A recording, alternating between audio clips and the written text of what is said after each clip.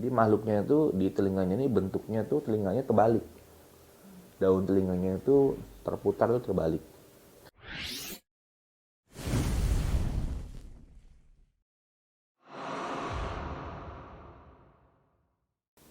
Sebenarnya setan budek itu seperti apa sih? Jadi kalau kita sebelum masuk ke dunia setan, kita bahas dulu lebih luas. Di dalam dunia setan, persetan-setanan ini, perhantu-hantuan ini, ada berbagai macam sifat-sifatnya. Dan sifat-sifatnya itu biasanya membawa kepada pengaruh pada orang-orang atau makhluk yang ada di sekitar dia, makhluk hidup yang ada di sekitar mereka. Jadi kalau kita bicara namanya setan budak, itu berkaitannya berarti dengan telinga yang tidak bisa mendengar. Kenapa begitu? Jadi sejarahnya begini sejarahnya. Kenapa disebut setan budak? Ada beberapa tempat, ada beberapa areal yang kalau kita masuki areal tersebut seperti terngiang-ngiang di telinga kita nggak mendengar suara apapun. Cuman kedengar suara seperti apa suara berdenging, hanya itu. Ada orang bicara keras pun di sebelah kita kedengarannya cuman contoh misalnya orang mau bunuh diri, itu ada setan budak tuh biasanya tuh.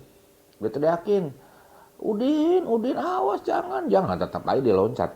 Karena kupingnya nggak denger apapun, tahu cuma gitu. Jadi makin tinggi tensinya sehingga dia melakukan perbuatan yang di luar pemikiran orang normal. Kemudian mau nyebrang kereta api, tiba-tiba telinganya juga nggak bisa dengar apa-apa, dipanggilin namanya. Amat, amat, amat, tetap aja si amat di tengah-tengah rel kereta api, awas kereta, awas kereta. Itu kupingnya sama sekali nggak bisa denger. Sehingga apapun yang diteriakkan, ya nggak ada suaranya.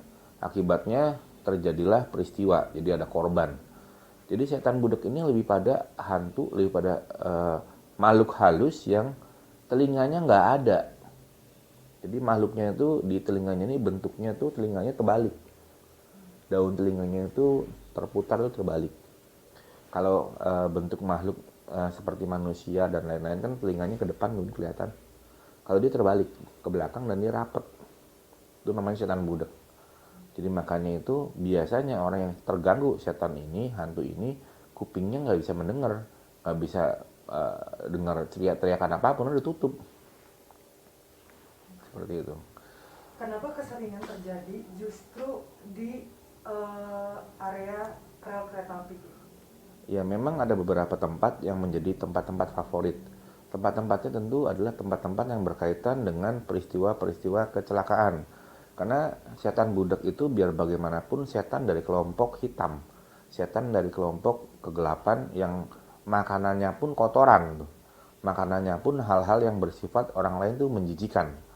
Jadi kalau kita bilang setan budak, ya tentu tempat-tempatnya adalah di tempat-tempat yang biasa banyak korban. Misalnya di tengah-tengah jalan, misalnya di tengah-tengah rel kereta api, atau di ujung jurang, di tengah-tengah jembatan yang menuju sungai besar, atau juga di gedung yang sangat tinggi, tiba-tiba ada di sana. Jadi mereka ini memang hadir untuk memicu. Jadi kalau ada orang frustasi, ada orang patah semangat, ada orang yang berjuang gagal, usaha mentok, tiba-tiba dengan hadirnya mereka, stresnya akan bertambah dan kemudian ditambah lagi orang ini tidak mendengar suara-suara di sekitarnya. Bahkan terkadang setan budak sendiri memberikan suara. Udah bro, lakukan aja bro. Udah bro, timpe aja bro. Jadi seperti itu. Jadi akhirnya apa yang tadinya harusnya tidak diperbuat, tidak dilakukan dengan sukacita, dengan bersemangat. Ya endingnya tentu kita bisa sama-sama tahu adalah akhir hidup seseorang. Kalau misalnya eh, hantu budek itu sendiri adalah korban-korban sebelumnya. Kalau berkaitan dengan kaitan korban sebetulnya enggak juga, tapi lebih pada makhluknya memang. Makhluknya itu memang senang mencelakakan. Makhluknya senang mencederai, senang melakukan sesuatu yang berkaitan dengan kecelakaan atau musibah pada seseorang. Makhluknya memang seperti itu. Nah, tetapi tidak menutup kemungkinan kalau dikatakan korban-korban sebelumnya bagaimana? Ya, kalau memang ada korban biasanya, kalau kita bicara dunia halus, namanya hantu, namanya setan, namanya jin, itu kan bisa berubah jadi apa aja. Bisa berubah jadi korban sebelumnya, atau korban-korban yang kapan, atau yang justru juga bisa melihat kepada orang yang nanti akan datang. Tiba-tiba dihayal-hayal, digadang-gadang si A, si B, si C, muncul wujudnya di sana.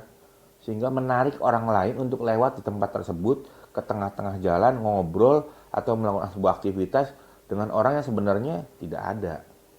Seperti itu. Jadi memang banyak sekali peristiwa-peristiwa yang berkaitan dengan setan budak ini, orang dibuat seperti hening, seperti punya kehidupan sendiri, punya aktivitas sendiri, tidak ada orang lain di sekitar itu, sehingga dia akhirnya terjadi sebuah peristiwa kecelakaan. Lolos dari hayarannya si setan budak ini. Ya kalau dikatakan ada nggak yang lolos? Yang lolos ada, yang nggak lolos ada. Selalu begitu. Kalau kita ceritakan selalu ada yang lolos, banyak yang lolos, atau banyak yang nggak lolos. Ya kalau dikatakan begitu ya pasti lolos ada, nggak lolos juga ada. Nah yang nggak lolos yang seperti apa? Yang nggak lolos itu orang yang kehidupannya lebih pada mengacu pada kesulitan hidup dia, lebih pada stres yang tinggi yang dia terjadi, dan dia tidak mempunyai dasar. Kadang-kadang orang-orang yang tidak beragama ini seringkali mengalami hal-hal tersebut. Tapi orang beriman, orang yang punya agama, begitu dia melewati sebuah titik di mana dia titik kejenuhan yang tinggi, titik stres yang tinggi, mengalami sebuah problematika yang tidak bisa terselesaikan, masuk ke areal kereta dan lain-lain, tiba-tiba otaknya masih mengingat ada titik di mana ada Tuhan. Sehingga di kepalanya masih berpikir kalau muslim astagfirullah. Hal ini yang membuat dia terselamatkan. Kembali mengingat, kembali tersadar, di tengah-tengah kereta rel, dia selamat ke pinggir. Jadi ada beberapa hal yang memang membuat orang itu menjadi mengingat sesuatu. Dan hal-hal tersebut biasanya berkaitan dengan kehidupan keimanan, kehidupan spiritual seseorang.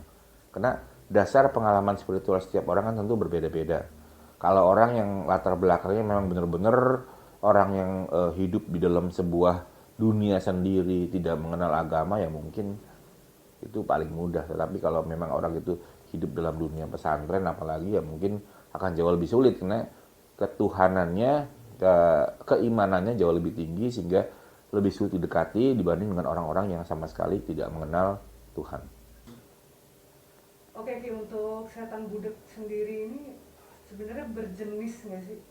Ya, jadi kalau dikatakan ada jenisnya sama seperti manusia, ada laki-laki, ada perempuan, anak-anak, dewasa, tua, muda. Ini jenisnya tuh sebetulnya wujud aslinya itu perempuan, muda, umurnya kurang lebih sekitar 18-19 tahun kalau manusia, sekitar segitu. Tetapi telinganya terbalik. Telinganya terbalik, mulutnya terbalik. Seperti itu. Jadi bentuk-bentuk wujudnya itu memang tidak lazim dan dia kelaminnya perempuan. Telinga terbalik, kemudian hidungnya itu terbalik. Dia ini lebih cenderung juga kembali lagi karena tempatnya itu makanannya yang kotor, jadi dia tempat tinggalnya pun di tempat yang biasanya memang kotor. Seperti itu. Oke Ki, bisa jelasin nggak sih gambaran ilustrasinya aja nih? Karena kan mungkin orang awam tuh gambarannya entah telinga kita yang ditutup pada saat mau nyebrang, entah si hantu itu masukin gendang telinga kita nggak tahu ya. Itu sebenarnya seperti apa sih? Prosesnya dengan proses energi. Jadi biasanya si orang yang akan menjadi korban masuk areal tersebut, wujudnya ini masuk bersatu jadi satu, nempel. Jadi beda dengan hantu-hantu yang lebih ke arah hantu-hantu frustasi. Kalau hantu frustasi budaknya megangin kuping gitu. Tapi kali ini enggak. Kalau memang setan budak yang asli itu dia masuk aja plus udah dia menjadi setan budak jadinya. Badan dia dan setan budak ini bersatu sehingga dia tidak bisa melakukan aktivitas seperti orang lazim pada umumnya. Seperti itu.